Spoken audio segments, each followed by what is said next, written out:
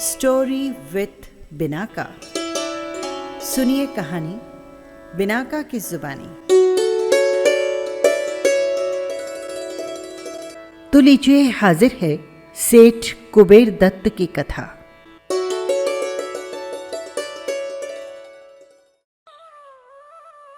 ये कथा है धन के लोभ से भ्रम में पड़े सेठ कुबेर दत्त की, जो कि परिग्रह के संबंध में कही गई है। मणिव्रत देश में मणिवत नाम का एक शहर था और उसके राजा का नाम भी मणिवत था। मणिवत की रानी थी पृथ्वीमती। इसके मणिचंद्र नाम का एक पुत्र हुआ। मणिवत विद्वान, बुद्धिमान और अच्छा शूरवीर था। राजकाज में उसकी बहुत अच्छी पकड़ थी। राजा पुण्योदय से राजकाज योग्यता के साथ चलाते हुए सुख से समय बिताते थे। धर्म पर उनकी पूरी श्रद्धा थी।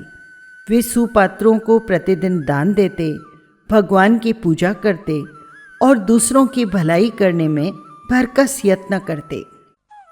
एक दिन रानी पृथ्वीमती महाराज के बालों को संवार रही थी कि अचानक उनकी नज़र एक सफ़ेद बाल पर पड़ी। रानी ने उसे निकालकर राजा के हाथ में रख दिया। राजा उस सफ़ेद बाल को काल का भेजा दूत समझकर संसार और विषय भोगों से बड़े विरक्त हो गए। उन्होंने अपने मणिचंद्र पुत्र को अपना सब राजकाज सौंप दिया और स्वयं भगवान की पूजा, अभिषेक कर और याचकों को दान दे जंगल की ओर रवाना हो गए और दीक्षा लेकर तपस्या करने लगे। वे अब दिनों दिन आत्मा को पवित्र बनाते हुए परमात्मा स्मरण में लीन रहने लगे। मणिव्रत मुनि नाना देशों में धर्मोपचार करते हुए एक दिन उज्जैन के बाहर शमशान में चले आए। रात के समय वे मृतक शैया द्वारा ध्यान करते हुए शांति के लिए परमात्मा का स्मरण और चिंतन कर रहे थे। इतने में वहां पर एक कपालिक बैताली विद्या साधने के लिए आया। उसे चूल्हा बनाने के लिए 3 मुर्दों की जरूरत पड़ी। सो एक तो उसने मुनि को मुर्दा समझ लिया और 2 और मुर्दे वो घसीट कर वहां पर ले आया। उन तीनों के सिर पर चूल्हा बनाकर उस पर उसने एक कपाल रखा और आग सुलगाकर कुछ नैवेद्य पकाने लगा। थोड़ी देर बाद जब आग जोर से चेती और मुनि की नसें जलने लगी तो एकाएक मुनि का हाथ ऊपर की ओर उठ जाने से सिर पर रखा कपाल गिर पड़ा। कपालिक उससे डरकर वहां से भाग खड़ा हुआ, मगर मुनिराज मेरू के समान वैसे के वैसे अचल बने रहे। सवेरा होने पर किसी आते जाते मनुष्य ने मुनि की ये दशा देख जिनदत्त को ये हाल सुनाया। जिनदत्त उसी समय दौड़ा दौड़ा शमशान आया। मुनि की दशा देखकर उसे बेहद दुख हुआ। मुनि को अपने घर लाकर उसने एक प्रसिद्ध वैद्य से उनके इलाज के लिए पूछा। वैद्य महाशय ने कहा, सुनो सेठ, सोम शर्मा भट्ट के यहाँ पर लक्षपाक नाम का बहुत ही अच्छा तेल है। तुम उसे ले आओ और उसे लाकर लगाओ।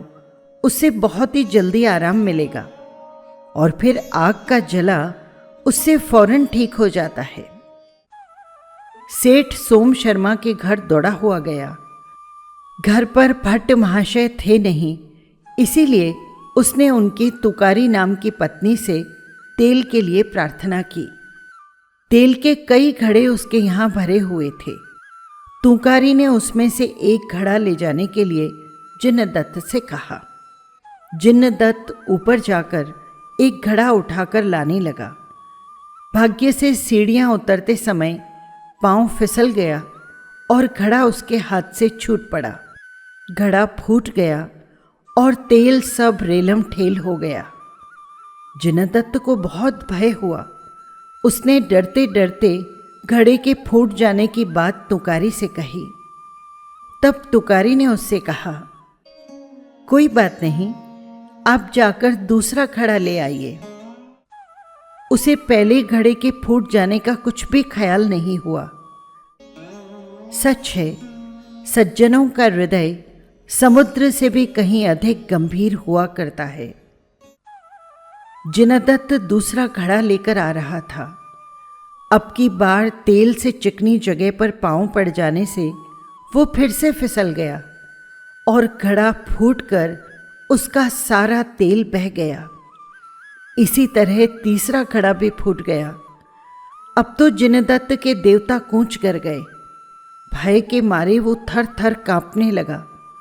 उसकी ये दशा देखकर तुकारी ने उससे कहा, सेठ, घबराने और डरने की कोई बात नहीं है। तुमने कोई जानकर घड़े थोड़े ही फोड़े हैं। तुम किसी भी तरह की चिंता फिक्र ना करो। तुम्हें जब भी जरूरत पड़े तुम प्रसन्नता के साथ तेल ले जाया करो। देने में मुझे कोई उजर न होगा। कोई कितना ही सहनशील क्यों न हो, पर ऐसे मौके पर उसे भी गुस्सा आए बिना नहीं रहता। फिर इस स्त्री में इतनी क्षमा कहां से आई, इसका जिनदत्त को बड़ा आश्चर्य हुआ। जिनदत्त ने तुकारी से पूछा, मां, मैंने तुम्हारा इतना बड़ा भारी नुकसान किया है, उस पर भी तुमको रत्ती भर क्रोध नहीं आया। क्या कारण है इसका? भाई, क्रोध करने का फल जैसा चाहिए वैसा मैं भुगत चुकी हूं। इसीलिए क्रोध के नाम से ही मेरा जी कांप उठता है। ये सुनकर जिनदत्त का कौतुक और बढ़ा। तब उसने पूछा, ये कैसे? तुकारी कहने लगी, चंदनपुर नगर में शिव शर्मा ब्राह्मण रहता है। वो धनवान और राजा का आदर पात्र है। उसकी स्त्री का नाम कमलश्री है। उसके कोई 8 तो पुत्र और 1 पुत्री हुई। पुत्री का नाम भट्टा है और वो मैं ही हूँ। मैं बड़ी सुंदर थी, पर मुझ में एक दुर्गुण था, वो ये कि मैं अत्यंत मानिनी थी। मानिनी यानी घमंडी। मैं बोलने में बड़ी तेज थी और इसीलिए मेरे भय का सिक्का लोगों के मन में ऐसा जमा कि किसी की हिम्मत मुझे तू कहकर पुकारने की नहीं होती। मुझे ऐसी अभिमानी देखकर मेरे पिता ने एक बार शहर में डोंडी पिटवा दी। मेरी बेटी को कोई भी तू कहकर नहीं पुकारे, क्योंकि जहां मुझे किसी ने तू कहा नहीं कि मैं उससे लड़ने झगड़ने को तैयार हो जाती। फिर जहां तक मुझ में शक्ति और जोर होता, मैं उसकी हजारों पीढ़ियों को एक पल भर में अपने सामने लाकर खड़ा करती। और एक मेरे पिताजी थे जो इन लड़ाई झगड़ों से 100 हाथ दूर भागने की कोशिश करते। जो हो, पिताजी ने अच्छा ही काम किया था, पर मेरे खोटे भाग्य से उनका डोंडी पिटवाना मेरे लिए बहुत ही बुरा हुआ। उस दिन से मेरा नाम ही तुकारी पड़ गया और सब लोग मुझे इसी नाम से पुकार पुकार कर हर दम चिढ़ाते रहते। सच है, अधिक मान भी कभी अच्छा नहीं होता, और इसी चिढ़ के मारे मुझसे कोई ब्याह करने को तैयार न था। मेरे भाग्य से इन सोम शर्मा ने इस बात की प्रतिज्ञा की कि मैं कभी इसे तू कहकर नहीं पुकारूंगा। तब इनके साथ मेरा ब्याह हो गया। मैं बड़े उत्साह के साथ उज्जैन में लाई गई। सच कहूंगी कि इस घर में आकर मैं बड़े सुख से रही। भगवान की कृपा से घर सब तरह से हरा भरा था, धन संपत्ति भी मनमानी है। पर पड़ा स्वभाव जाए जीव से, इस कहावत के अनुसार मेरा स्वभाव भी सहज ही थोड़े ही मिटने वाला था। सो एक दिन की बात है, मेरे स्वामी नाटक देखने गए। नाटक देखकर आते हुए उन्हें बहुत देर लग गई। उनके इस देरी से मुझे अत्यंत गुस्सा आया। मैंने निश्चय कर लिया कि आज जो कुछ भी हो मैं दरवाज़ा नहीं खोलूंगी, और मैं सो गई। थोड़ी देर बाद वे आए और दरवाजे पर खड़े रहकर बार बार मुझे पुकारने लगे। मैं चुप्पी साधे पड़ी रही, लेकिन मैंने किवाड़ न खोला। बाहर से चिल्लाते चिल्लाते वे थक गए, पर उसका भी मुझ पर कुछ असर नहीं हुआ। आखिर उन्हें भी बड़ा क्रोध आ गया। क्रोध में आकर वे अपनी प्रतिज्ञा तक भूल बैठे, सो उन्होंने मुझसे तू कहकर पुकार लिया। बस उनका तू कहना था कि मैं सिर से पांव तक जल उठी और क्रोध से अंधी बनकर किवाड़ खोलती हुई घर से निकल भागी। मुझे उस समय कुछ न सूझा कि मैं कहाँ जा रही हूँ। मैं शहर के बाहर होकर जंगल की ओर चली गई। रास्ते में मुझे चोरों ने देख लिया। उन्होंने मेरे सब गहने, दागिने और वस्त्र छीन छान कर विजय सेन नाम के एक भील को मुझे सौंप दिया। मुझे खूबसूरत देख इस पापी ने मेरा धर्म बिगाड़ना चाहा, पर उस समय मेरे भाग्य से किसी दिव्य स्त्री ने आकर मुझे बचा लिया और मेरे धर्म की उसने रक्षा की। भील ने उस दिव्य स्त्री से डरकर मुझे एक सेठ के हाथों में सौंप दिया। उसकी नीयत भी मुझ पर बिगड़ी। मैंने उसे खूब ही आड़े हाथों लिया। इससे वो मेरा कर तो कुछ न सका, पर गुस्से में आकर उस नीच ने मुझे एक ऐसे मनुष्य के हाथ सौंप दिया जो जीवों के खून से रंग कर कंबल बनाया करता था। वो मेरे शरीर पर जोंकें लगा लगा कर रोज रोज मेरा बहुत सारा खून निकाल लेता और फिर उसमें कंबल रंगा करता था। सच है, एक तो वैसे ही पाप कर्म का उदय और उस पर ऐसा क्रोध। तब उससे मुत्सरी की हतभागिनी को यदि पद पद पर कष्ट उठाना पड़े तो उसमें आश्चर्य ही क्या। इसी समय उज्जैन के राजा ने मेरे भाई को यहाँ पर राजपारस के पास किसी कार्य के लिए भेजा। मेरा भाई अपना कार्य पूरा कर उज्जैन की ओर जा रहा था कि अचानक मेरी और उसकी भेंट हो गई। मैंने अपने कर्मों पर बड़ा पश्चाताप किया। जब मैंने अपना सारा हाल उससे कहा तो उसे भी बड़ा दुख हुआ। उसने मुझे धीरज दिया। इसके बाद उसी समय वो राजा के पास गया और मेरा सारा हाल उनसे कहकर उस कंबल वाले पापी से उसने मेरा पंजा छुड़ाया। वहां से लाकर बड़ी आरजू और मिन्नत के साथ उसने मुझे अपने स्वामी के घर लाकर रखा। सच है, सच्चे बंधु वे ही हैं जो कष्ट के समय काम आते हैं।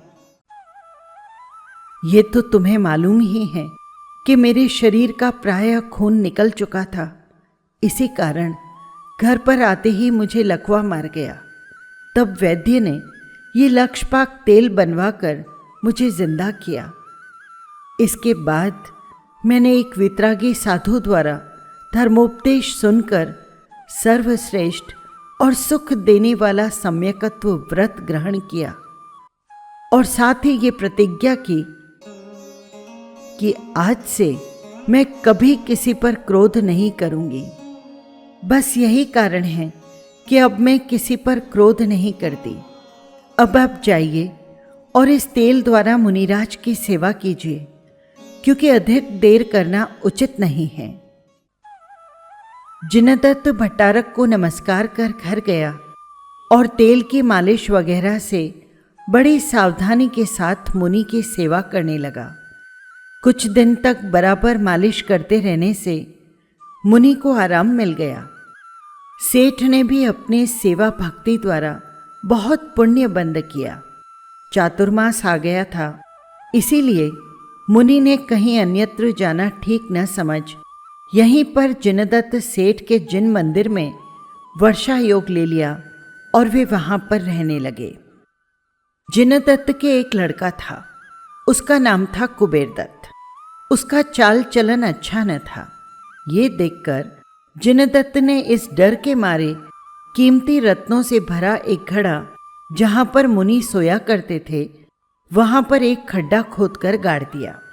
जिनदत्त ने यह कार्य किया तो बड़ी दुपका चोरी से, लेकिन कुबेरदत्त को इसका पता चल गया। उसने अपने पिता का सारा कर्म देख लिया और मौका पाकर वहां से घड़ा निकालकर मंदिर के आंगन में दूसरी जगह पर गाड़ दिया। कुबेर दत्त को ऐसा करते हुए मुनि ने देख लिया, लेकिन तब भी वो चुपचाप रहे और उन्होंने किसी से कुछ नहीं कहा। कहते भी कहाँ से, जबकि उनका ये मार्ग ही नहीं है। जब योग पूरा हुआ तो मुनिराज जिनदत्त को सुख साता पूछकर वहां से विहार कर गए, यानी अन्यत्र स्थान के लिए रवाना हो गए। शहर के बाहर जाकर वे ध्यान करने बैठे। इधर मुनि के चले जाने के बाद सेठ ने वो रत्नों का घड़ा घर ले जाने के लिए जमीन को खोद कर देखा, लेकिन वहां पर घड़ा नहीं था। घड़े को यकायक गायब हुआ देख उन्हें बड़ा अचंभा हुआ और साथ ही उनका मन व्याकुल हो गया। उन्होंने सोचा कि घड़े की बात केवल मुनि जानते थे, फिर बड़े अचंभे की बात है कि उनके यहाँ पर रहते वो घड़ा कैसे गायब हो गया। उसे घड़ा गायब करने का संदेह मुनि पर हुआ। तब वो मुनि के पास गया और उनसे प्रार्थना की, प्रभु, आप पर मेरा बड़ा ही प्रेम है। आप जब से चले आए हैं तब से मुझे सुहाता ही नहीं, इसीलिए कृपया चलकर कुछ दिनों तक वहीं रहें तो मुझ पर बड़ी कृपा होगी। इस प्रकार मायाचारी से जिनदत्त मुनिराज को अपने मंदिर पर लौटा लाया। इसके बाद उसने कहा, स्वामी, कोई ऐसी धर्म कथा सुनाइए जिससे मनोरंजन हो। तब मुनि बोले, हम तो रोज ही कथा सुनाया करते हैं, आज तुम ही कोई ऐसी कथा कहो। तुम्हें इतने दिन शास्त्र पढ़ते हो गए, देखें तुम्हें उसका कुछ सार याद है या नहीं। तब जिनदत्त अपने भीतरी कपटी भावों को प्रकट करने के लिए एक ऐसी ही कथा सुनाने लगा। वो बोला, एक दिन पद्मरथ प्रभु के राजा वसुपाल ने अयोध्या के महाराज जतशत्रु के पास किसी काम के लिए अपना दूत भेजा। एक तो गर्मी का समय और ऊपर से चलने की थकावट, सो इसे बड़े जोर से प्यास लगी, लेकिन पानी कहीं नहीं मिला। आते आते ये एक घने वन में आकर एक वृक्ष के नीचे गिर पड़ा। उसके प्राण कंठगत हो गए। इसकी ये दशा देखकर एक बंदर दौड़ा दौड़ा तालाब पर गया और उसमें डूबकर वो उस वृक्ष के नीचे पड़े पथिक के पास आया। आते ही उसने अपने शरीर को उस पर छिड़का दिया। जब जल उस पर गिरा तो उसकी आंखें खुली। तब बंदर आगे होकर उससे इशारा करके उसे तालाब के पास ले गया। जल पीकर उसे बहुत शांति मिली। अब उसे आगे के लिए जल की चिंता हुई, लेकिन उसके पास कोई बर्तन वगैरह तो था नहीं जिसमें कि वो जल भरकर ले जा सके। तब उसे एक युक्ति सूझी। उसने उस बेचारे जीवदान देने वाले बंदर को बंदूक से मारकर उसके चमड़े की एक थैली बनाई और उसमें पानी भरकर चल दिया। अच्छा प्रभु, अब आप ही बताइए कि उस नीच निर्दयी अधर्मी को अपने पर उपकार करने वाले बंदर को मार डालना क्या उचित था? मुनि बोले, तुम ठीक कहते हो। उस दूत का ये अत्यंत कृतज्ञता भरा नीच काम था। इसके बाद स्वयं को निर्दोष सिद्ध करने के लिए मुनिराज ने भी एक कथा कहना आरंभ किया। वे कहने लगे, कौशंबी में किसी समय शिव वर्मा ब्राह्मण रहता था। उसकी पत्नी का नाम कपिला था। उसके कोई लड़का नहीं था। एक दिन शिव वर्मा किसी दूसरे गांव से अपने शहर की ओर लौट रहे थे। रास्ते में एक जंगल में उसने एक नेवले के बच्चे को देखा। शिव वर्मा उसे उठाकर घर ले आए और अपनी प्रिया से कहा, ब्राह्मणी जी, देखिए आज मैं तुम्हारे लिए एक लड़का लाया हूं। ये कहकर उसने नेवले को कपिला की गोद में रख दिया। सच है, मोह के अंधे हुए मनुष्य क्या नहीं करते। ब्राह्मणी ने उसे ले लिया और पाल पोस कर उसे कुछ सिखा विखा भी दिया। नेवले में जितना ज्ञान और जितनी शक्ति थी, वो उसके अनुसार ब्राह्मणी का बताया कुछ काम भी कर दिया करता था। भाग्य से अब ब्राह्मणी के एक पुत्र हो गया। सो एक दिन ब्राह्मणी बच्चे को पालने में सुलाकर अपना धान खांडने को चली गई और जाते समय पुत्र रक्षा का भार वो नेवले को सौंप गई। इतने में एक सर्प ने आकर बच्चे को काट लिया। बच्चा मर गया। क्रोध में आकर नेवले ने सर्प के टुकड़े टुकड़े कर डाले। इसके बाद वो खून से भरे मुंह के साथ कपिला के पास गया। कपिला उसे खून से लथपथ भरा देखकर कांप गई। उसने समझा कि इसने मेरे बच्चे को खा लिया है। उसे अत्यंत क्रोध आया। क्रोध के वेग में उसने कुछ न सोचा, कुछ न विचारा और न जाकर देखा कि असल में बात क्या है। उसने एक ही पल में पास पड़े मुसले को उठाकर नेवले पर दे मारा। नेवला तड़प तड़प कर वहीं पर मर गया। अब वो दौड़ती हुई अपने बच्चे के पास गई तो वहां एक काला भुजंग सर्प मरा हुआ पड़ा था। फिर उसे बहुत पछतावा हुआ। ऐसे मूर्ख को धिक्कार है जो बिना विचारे जल्दी में आकर हर एक काम कर बैठते हैं।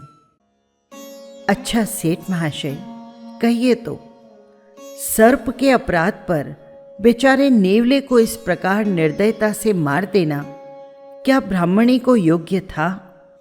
जिनदत्त ने कहा, नहीं गुरुदेव, ये उसकी बड़ी गलती हुई। ये कहकर उसने फिर एक कथा कहनी आरंभ की। बनारस के राजा जित शत्रु के यहाँ पर धनदत्त राज्य वैद था। उसकी पत्नी का नाम था धनदत्ता। वैद महाशय के धनमित्र और धनचंद्र 2 लड़के थे। लाड प्यार में रहकर इन्होंने अपनी कुल विद्या भी न पढ़ पाई। कुछ दिनों बाद वैदराज काल कर गए। राजा ने दोनों भाइयों को मूर्ख देख इनके पिता की जीविका पर किसी दूसरे व्यक्ति को नियुक्त कर दिया। तब इनकी बुद्धि ठिकाने आई। ये दोनों भाई अब वैद्य शास्त्र पढ़ने की इच्छा से चंपापुरी में शिवभूति वैद्य के पास गए। इन्होंने वैद्य से अपनी सब हालत कहकर उनसे वैदक पढ़ने की इच्छा जाहिर की।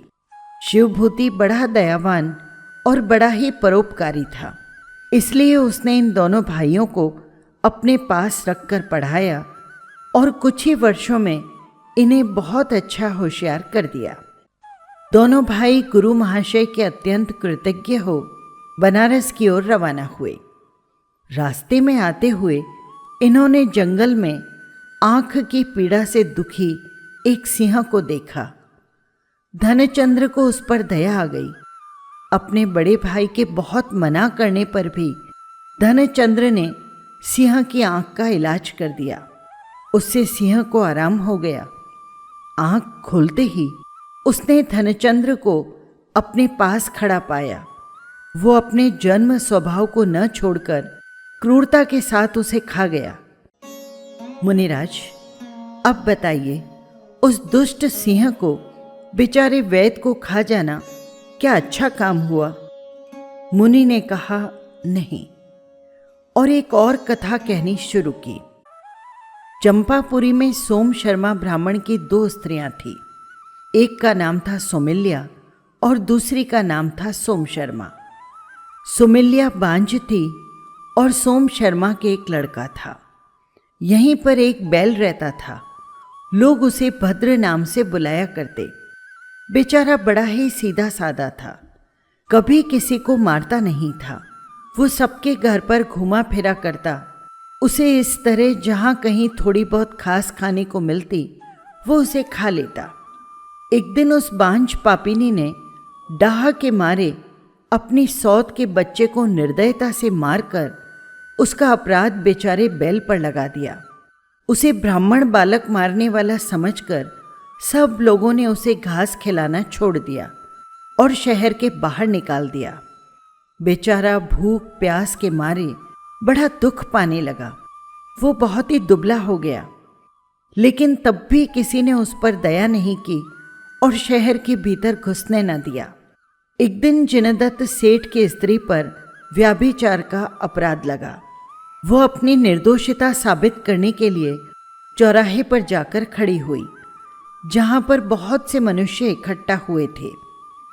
उसने कोई भयंकर दिव्य लेने के इरादे से एक लोहे के टुकड़े को अग्नि में खूब तपाकर लाल सुर्ख किया। इस मौके को अपने लिए बहुत अच्छा समझ उस बैल ने झट से वहां पहुंच जलते हुए उस लोहे के टुकड़े को अपने मुंह में डाल लिया। उसका ये भयंकर दृश्य देखकर सब लोगों ने उसे निर्दोष समझ लिया। अच्छा सेठ महाशय, बतलाइए तो जरा, क्या उन मूर्ख लोगों को बिना समझे बूझे एक निरपराध पशु पर दोष लगाना क्या ठीक था? जिनदत्त ने कहा, नहीं। और फिर उसने एक और कथा छेड़ दी। वो बोला, गंगा के किनारे कीचड़ में एक बार एक हाथी का बच्चा फंस गया। विश्वभूति तापस ने उसे तड़पते हुए देखा। वो कीचड़ से उस हाथी के बच्चे को निकालकर अपने आश्रम में ले आया। उसने उसे बड़ी सावधानी के साथ पाला पोसा। धीरे धीरे वो बड़ा होकर एक महान हाथी के रूप में आ गया। श्रेणिक ने इसकी प्रशंसा सुनकर इसे अपने यहाँ पर रख लिया। हाथी जब तक तापस के यहाँ रहा तब तक वो बड़ी स्वतंत्रता से रहा। वहाँ पर उसे कभी अंकुश वगैरह का कोई कष्ट नहीं सहना पड़ा। पर जब वो श्रेणिक के यहाँ पहुँचा तब उसे बंधन, अंकुश आदि बहुत से कष्टों को सहना पड़ता। इस दुख के मारे एक दिन वो सांकल तोड़ ताड़ कर तापस के आश्रम में भाग आया।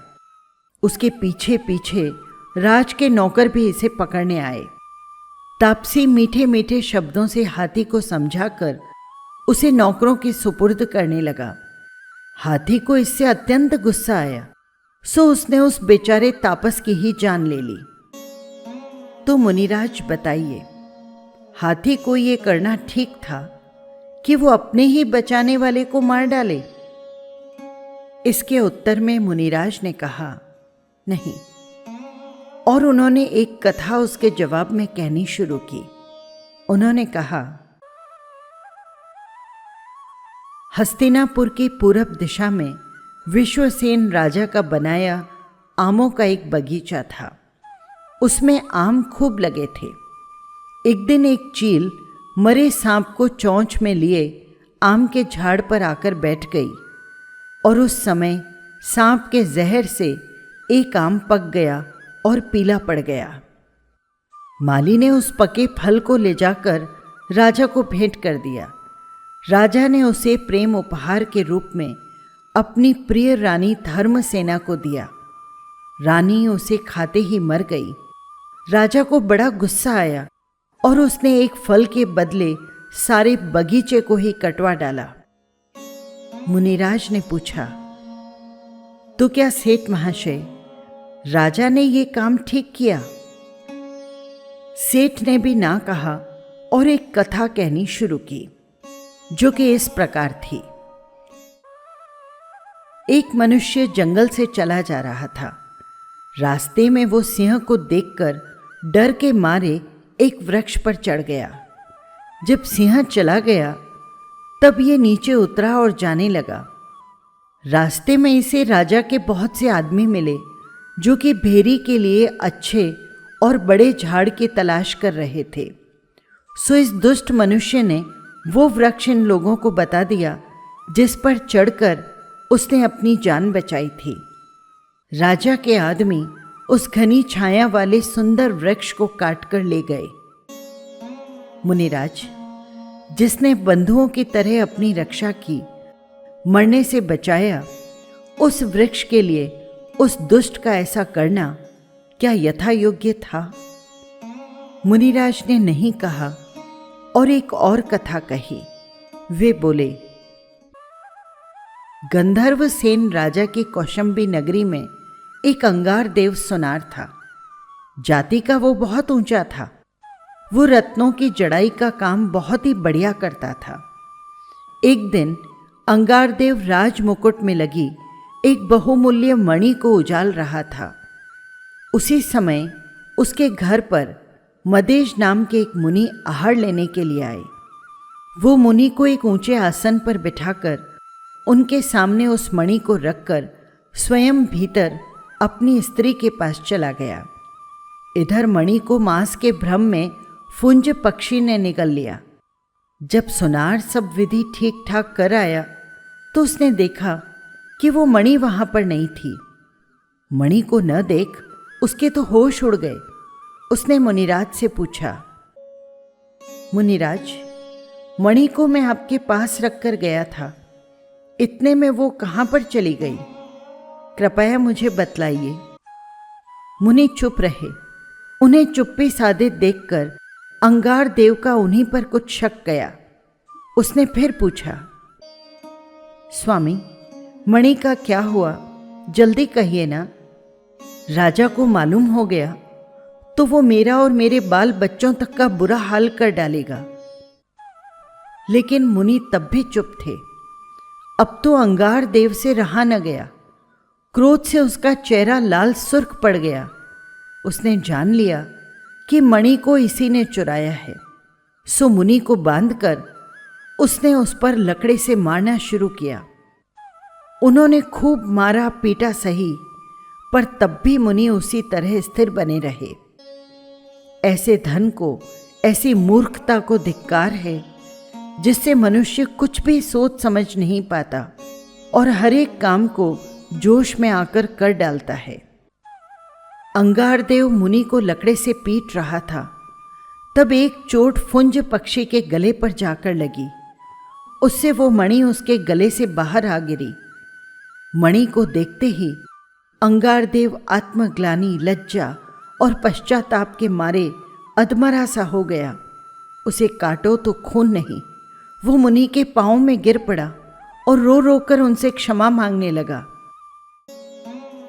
इतना कहकर मुनिराज बोले, क्यों सेठ महाशय, अब समझे। मेदज मुनि को उस मणि के बारे में मालूम था, पर तब भी दया के वश हो उन्होंने पक्षी का मणि निगल जाना नहीं बतलाया, इसीलिए कि पक्षी की जान पर न आ जाए, और न ही मुनियों का ऐसा मार्ग है। इसी तरह मैं भी यद्यपि तुम्हारे घड़े के बारे में जानता हूं, लेकिन फिर भी कह नहीं सकता, इसलिए कि संयमी का ये मार्ग नहीं है कि वे किसी और को कष्ट पहुंचाएं। अब जैसा तुम जानते हो और जो तुम्हारे मन में है सो तुम करो, मुझे उसकी कोई परवाह नहीं। इधर घड़े को छुपाने वाला कुबेरदत्त अपने पिता और मुनि का ये परस्पर कथोपकथन वहीं पर छुपकर सुन रहा था। मुनि का अंतिम निश्चय सुन उसकी उन पर बड़ी भक्ति हो गई और वो दौड़ा छट जाकर घड़े को निकाल लाया और पिता के सामने रखकर जरा गुस्से से बोला, हाँ, मैं देखता हूं आप मुनिराज पर अब कितना उपसर्ग करते हैं। ये देखकर जिनदत्त बड़ा शर्मिंदा हुआ। उसे अपने भ्रम भरे विचारों पर बड़ा ही पछतावा हुआ। अंत में दोनों पिता पुत्रों ने उन मेरू के समान स्थिर और तप के खजाने मुनिराज के पांव में पड़कर अपने अपराध के लिए क्षमा मांगी और संसार से उदासीन होकर उन्हीं के पास उन दोनों ने दीक्षा ग्रहण कर ली, जो कि मोक्ष का सुख देने वाली है। दोनों पिता पुत्र मुनि होकर अपना कल्याण करने लगे और दूसरों को भी आत्म कल्याण का मार्ग बतलाने लगे।